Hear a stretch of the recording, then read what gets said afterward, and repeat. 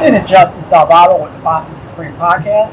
I'm at Nayon Park in downtown Scranton with former pro boxer, now business mogul, and trainer Rj Sockwell, and Anthony Espiritu, who is making his amateur debut Saturday, September 19th in Plains, Pennsylvania, on a card called the Plains Fall Brawl.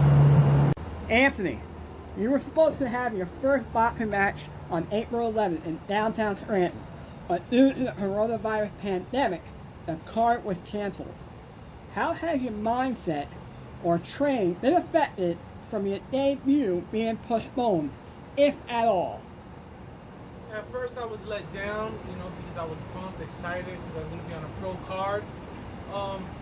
But it still gave me more time to train and, get better every day. So that's where I'm at with it right now. So I'm more than ready going into Saturday. Anthony, to follow up on that, 5 months later, you're still training. What has kept you motivated all this time? Well, when all the COVID stuff happened, like I said, I was let down. But I told myself I didn't work this hard for no reason.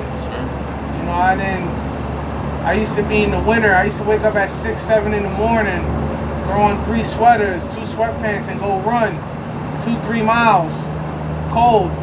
And I was just like, I'm not gonna let all that hard work I done just go to waste. So that's what really kept me motivated. The hard work that I put in, I wasn't gonna let it go to waste. What challenges do you face training in a world where COVID-19 exists? I think you just have to protect yourself, be safe, and it's a scary thing because you don't want to get coronavirus, and you never know what could happen with that. So it doesn't really affect me too much. I just take precautions and. Have it changed maybe your schedule? Are you working out at different times of the day because of that? At first, when it first started, yeah, it was hard to get in the gym. I have to be, in the house doing stuff. But as of right now, no, it hasn't really affected me. I'm back in the gym, and I'm working. At what weight will you be fighting, in your debut? I'll be, this Saturday, I'll be coming in at 155. Now, I know you're coming down from a much higher weight. Are you comfortable at this weight, at this, around 155? I feel really good. I feel better than ever. I did lose a lot of weight, but I can't, it's not affecting me. Like, I feel really good about myself. RJ, how has the transition from fighter to trainer gone for you? It wasn't an easy one, to say the least. I went from being the guy that everybody came to see to now preparing the guy that everybody's gonna come to see. So that transition right there in itself, it was hefty. But you know what? I'm passing along the knowledge that I've learned along the years that I've physically put in the blood, sweat, and tears, and I'm literally passing the torch to Ant. Now, RJ, what have you been doing to ensure that Anthony is going to win this Saturday?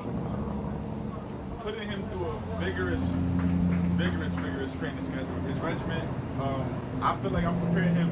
I'm training him like a pro. I'm training him how I train myself. So I believe the competition, they're not training as hard. They're not using the same strategies we're using. We're more old school. A lot of hard work. He's overly dedicated. I mean, if you know what he started at to where he's at right now, you know just how much dedication he brings to the table. He's strong. He's sharp. He's tough, and he's ready. He's more than prepared. We brought him out of town. He's sparring local guys. He's sparring guys in inner cities. So I feel like he's gonna be a cut above the rest because he's in there competing and training with higher caliber of opposition. Speaking of sparring, Anthony, you've been sparring in and around Scranton, but you recently took a trip to Philadelphia.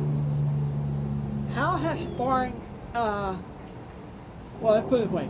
Has sparring been any different down there than compared to Scranton? Very different. You're talking about, that's the city where some of the best fighters come out of. You know, those gyms are real tough down there. And I got a lot of good work down in Philly. Nothing like here, I can say that. I'll be back in Philly to get more work because that's where it's at. RJ, you took him down to Philly, right? To get them that work. If you don't mind, what gym did you? We brought him to Fast Lane Boxing. Zaire Justice is the head trainer over there. I mean, I've been working with Zai since I was an amateur. You know, way back in the Golden Gloves days in Pennsylvania. So I knew what exactly to bring him. The next stop we're going to New Jersey, and then we're going to go back home to New York. Because I feel as though you can't. Ant is a lion, so for him to thrive, he has to be around amongst other lions. I'm not going to discredit any guys in the area, but they don't have that level of intensity and that sharpness and that overall boxing ability. So I got to put him, with his kind. All right, guys, can you tell us more about this fight on Saturday, September 19th?